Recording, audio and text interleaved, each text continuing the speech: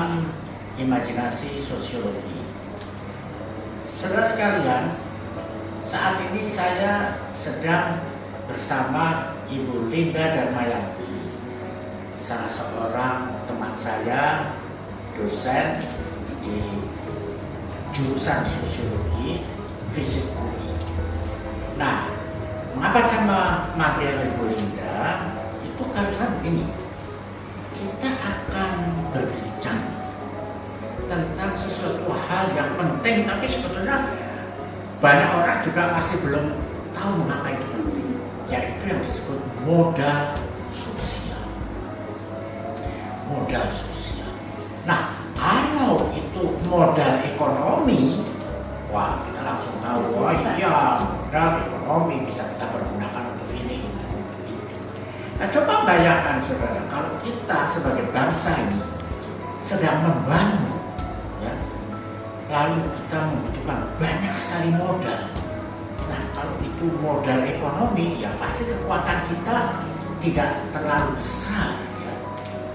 Maka Bank Dunia sendiri, ini Bank Dunia mengakui bahwa sebetulnya masih ada modal juga yang bisa dimanfaatkan untuk pembangunan itu, yang disebut modal sosial. Wah, apa itu? Bagaimana kans kita atau kesempatan kita sebagai bangsa Indonesia ini untuk memanfaatkan modal sosial? Oleh karena itulah saya mengundang Ibu Linda untuk minta keterangan kira-kira sejauh mana itu bisa kita kembangkan. Baik, Bu Linda, pertanyaan saya pertama adalah, mohon didefinisikan, ya, dijelaskan secara sosiologis modal sosial itu apa. Ya. Tapi juga harus dibedakan dengan kalau modal ekonomi itu apa. Ya. Ya, betul. Menarik nih Pak Paulus, karena kalau kita bicara modal sosial, orang jarang menyebut modal sosial gitu. Kalau kita bicara modal, tuh modal itu selalu dikaitkannya sama ekonomi. Ya. Ada yang mengkaitkan dengan modal fisik, gitu ya. Ya. Modal manusia, bahkan orang mengukurnya justru ada indeks Human Development Index, gitu ya, indeks pembangunan manusia itu ada indeksnya, gitu ya. Tapi kita sendiri nggak punya tuh yang mengukur modal sosial, gitu. Padahal modal sosial itu sebetulnya ada di dalam keseharian kita, gitu ya. Yang memang ya dia bisa disebut sebagai suatu modal di samping modal-modal lainnya tadi ya. Yang paling menarik kan kalau kita bicara modal ekonomi, katanya itu ada di dompet kita tuh, Pak Paulus ya. Jadi ya bang, betul tuh Pak Paulus. Jadi kalau modal ada di dompet kita tuh uang gitu, kita bisa beli apa saja gitu ya. Nah, kalau kita bicara modal manusia, katanya ada di sini, di dalam otak, ada in your brain, katanya bahasa orang Jawanya tuh di kepala kita gitu ya. Kalau kita bicara modal lingkungan gitu, ya ini nih manusia Indonesia ini sebetulnya modal lingkungan dia juga sangat kaya ya, gitu ya, sumber daya alamnya kaya gitu. Modal fisik juga apalagi ya, pembangunan kita sekarang ini itu modal. Nah, orang jarang sekali melihat modal sosial. Dan modal sosial itu ada di sekeliling kita gitu. Apa itu?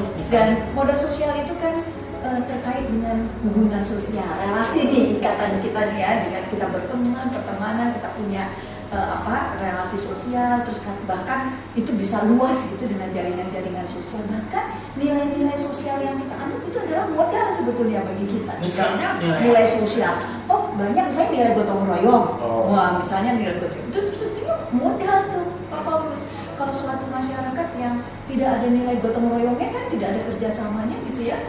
Ya, terus kemudian kan seolah-olah derajat modal sosialnya kalau diukur tuh rendah tuh. Dan itu ada ya masyarakat yang memang sistem nilainya terhadap kerjasama.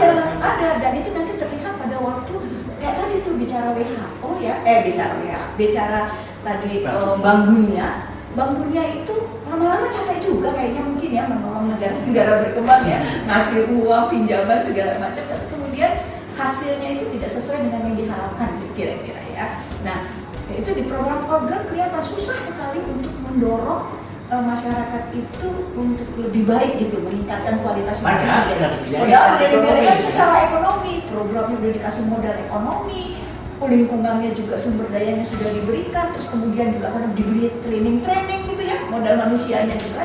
Tapi kok nggak ini ya, karena memang tidak. Dan yang menarik sebetulnya Pak Paulus di dalam sosiologis ya, tidak ada satu masyarakat pun yang tidak memiliki modal sosial.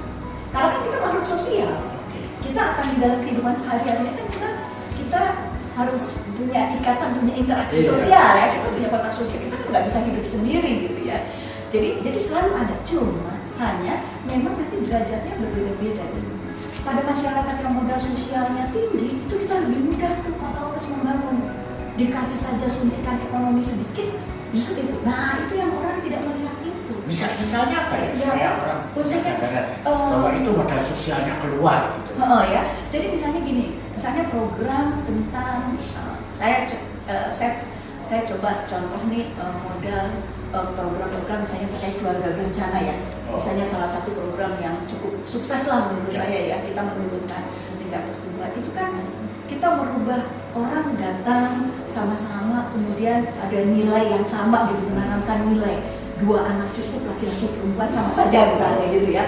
Terus itu menjadi nilai sosial kita tuh, values bersama gitu kan, sama-sama. Terus oh iya betul, ini kita kemudian wah itu kurang berhasil, dibikin lagi tuh norma. Nah ini juga salah satu nih elemen dari modal sosial nih, norma sosial. Dibikin NKKBS misalnya, norma keluarga kecil, keluarga bahagia, kalau nggak salah gitu ya, sejahtera, bahagia, sejahtera. Nah dibikin NKKBS menjadi norma. Norma berarti saling mendorong ya, saling mendorong. Kalau kamu nggak begitu salah kamu nanti membentuk keluarga yang bahagia itu harusnya dengan keharusan. keharusan gitu, itu ditanamkan jadi norma sosial kita gitu. Makanya cukup berhasil tuh pendekatan sosiologis terhadap program keluarga berencana yang menurut saya cukup berhasil ya, menurunkan itu gitu ya. Orang jadinya sekarang mau berpikir punya anak 4, jadi berpikir juga nih Pak Paulus nih bisa nggak sejahtera nih, kalau 2 kan kita harus menyekolahkan sampai anak itu berkualitas gitu. Termasuk kalau misalnya ada satu keluarga yang bagus tuh anaknya 2, terus dia 3 atau 4 malu sendiri. Malu sendiri. Normanya itu ya. Begitu ditanya saja, oh ibu anaknya berapa? Aduh mau bilang 4 kayaknya gini gitu, 2 wah 2 gitu kan berapa gitu Itu ya. termasuk hasil modal Oh sosial. ya, menurut saya itu salah satu yang tidak terlihat, mungkin orang tidak melihatnya itu gitu. Seolah-olah keberhasilan programnya itu bukan karena itu ya. Tapi itu sebetulnya karena nama norma sosial tadi, kita punya nilai-nilai yang sama gitu ya. Bahwa kalau kita punya keluarga kecil kita akan lebih bahagia daripada keluarga besar misalnya ya. Nah itu yang salah satu contohnya. Yang menarik lagi sebetulnya contohnya Pak Paulus itu adalah di Jepang waktu terjadi tsunami. Itu kan Jepang cukup cepat ya, cukup cepat recovery-nya. Dan itu ternyata ada orang yang meneliti mengatakan bahwa di Jepang itu memang modal sosialnya cukup tinggi gitu. Karena dia memang saling bekerja sama, dan ini dijanji waktu terjadinya tsunami itu mau recovery, orang bukannya mencari oh mana air bersih, sarana tadi ya fisik yang dicari, bukan, tapi dia jaringan itu yang kemudian bekerja bersama-sama Pak Paulus, saling dia saling bekerja untuk membangun kembali gitu, sehingga cepat. Nah itu yang kemudian memang Bank Dunia itu melihat oh ini modal sosial yang harus digerakkan ya. Termasuk juga partisipasi Mas Paulus, jadi melibatkan warga masyarakat untuk bekerja bersama-sama membangun sesuatu hal yang mereka butuhkan gitu bersama, jadi goals, mencapai tujuan yang sama. Itu sih yang menarik, tapi kadang-kadang memang orang nggak menyadari itu loh Pak Paulus gitu. Dan unsur yang menarik juga adalah misalnya kepercayaan sosial gitu, social trust. Nah kepercayaan sosial ini kan nggak datang begitu saja ya Pak Paulus ya. Jadi orang dari mulai kita nggak kenal sampai kenal kan kita menanamkan kepercayaan itu ya. Saya ingat sekali tuh Pak Paulus juga mungkin ingat, atau teman-teman yang lain juga ingat, sekali lanjut ujian katanya seumur hidup orang tidak percaya ya. Jadi kepercayaan itu harus, karena kalau kita sudah sudah membina relasi dan kemudian saling mengenal, saling bekerja sama, itu akan muncul kepercayaan sosial. Ada konsistensi. Ada konsistensi. Oke, ini saya punya trust. Iya, dan kepercayaan sosial itu dan itu tuh Pak Paulus yang menimbulkan, katanya sih bahasa itunya sih adalah resiprokal. Jadi kita saling gitu. Saling, kalau Pak Paulus membutuhkan sesuatu, Pak Paulus bisa minta bantuan bukan karena Pak Paulus punya relasi gitu. Kalau saya juga butuh, nanti Pak Paulus akan bantu juga. Oh, Bu Linda pernah bantu saya. Kalau saya juga, nah kayak gitu-gitu tuh harus dibina di dalam kehidupan kita sehari-hari. Itu sebetulnya kan modal itu Pak Paulus. Secara sosial itu modal. Itu melebihi modal ekonomi. Ya karena bantuan dari orang itu walaupun mungkin tidak berupa bukan uang ya, tenaga. Bentuk yang lainnya betul. Itu adalah suatu energi. Ya. Social energy. Nah, ingat nggak dulu ada kata-kata social energy? Iya, pernah ya. Pernah ya, social energy. Kalau nggak salah Pak Sujatmoko tuh loh Pak Paulus ya. Oh ya. Lebih sosial kalau masalah social energy. Nah, sekarang ya, Bu Linda ya, sekarang berarti strategis sekali ya kalau kita ini Ya. di dalam rangka membangun, kita kembangkan potensi bangsa kita ini supaya modal sosial itu dibangkitkan. Ya. Karena bisa terjadi modal sosial itu Ya. tidak ada atau bahkan hilang. Betul. Contoh, misalnya kalau konflik itu juga apa bisa menghilangkan modal sosial? Bisa. Minus katanya. Bisa, minus. Jadi dia menurunkan modal sosial. Nah, ini yang menarik adalah sebetulnya kalau udah modal sosial hilang, memang untuk membangkitkan kembali tidak mudah. Itu ada yang disebut re-entry social capital. Jadi kayak kita nabung gitu, kita masukkan lagi social capital. Re-entry. Nah, kita masukkan lagi supaya modal sosial ini berkembang. Jadi trustnya jadi kepercayaan. Yang paling menarik sebetulnya ini Pak Paulus. Misalnya di dalam tingkat yang komunitas ini menarik nih. Komunitas. Karena kalau kita turun ke tingkat komunitas, mungkin jadi modal komunitas ya Pak Paulus ya. Karena kita keseharian kita justru di situ.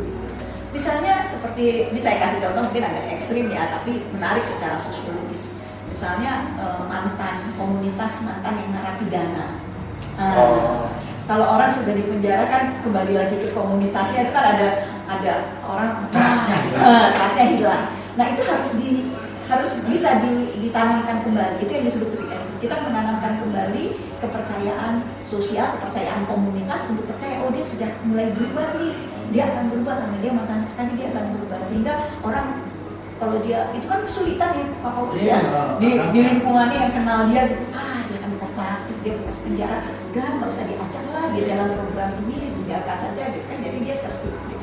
Tapi justru yang seperti ini, trust itu penting di dalam modal sosial. Justru dia harus kita libatkan lagi di masyarakat supaya kita menanamkan kembali kepercayaan gitu ya. Kemudian kita mengajak dia untuk ikut terlibat lagi di dalam kegiatan di komunitas. Apa saja kegiatannya kan banyak gitu ya.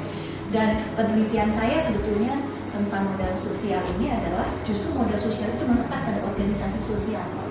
Bagaimana? Jadi begini, kalau kita misalnya di komunitas, kita ikut Karang Taruna gitu ya, PKK misalnya kita kenal gitu, itu kita udah berorganisasi tuh di akar rumput Pak Paulus gitu, kita berorganisasi. Di situ sebetulnya kita nggak usah pakai bantuan ekonomi lah, kadang-kadang kita butuhkan justru ada di sana gitu ya. Jadi apakah meningkatkan kompetensi kita atau apa di Karang Taruna atau ibu-ibu, jadi kita meningkatkan pengetahuan atau kepercayaan, justru di organisasi sosial ini justru semakin bisa berkembang gitu. Jadi dia bisa berorganisasi dan di situ juga sebetulnya modal sosial itu bisa berkembang lebih cepat. Tapi memang di dalam satu program nggak bisa modal sosial itu harus berdiri sendiri.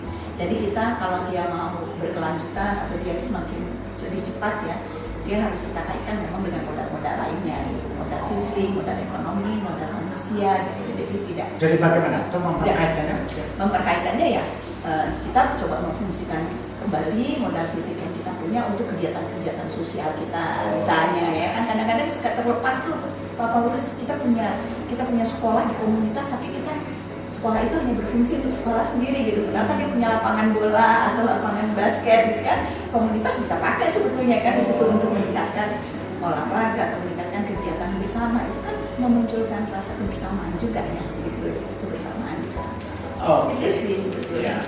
Oke, baik saudara sekalian. Jadi yang bisa kita ambil ya, pelajaran dari diskusi saya dengan Bu Linda ini, marilah kita sebagai bangsa yang sedang membangun dan kita tidak terlalu mempunyai begitu banyak modal ekonomi yang dibutuhkan, kita punya modal sosial.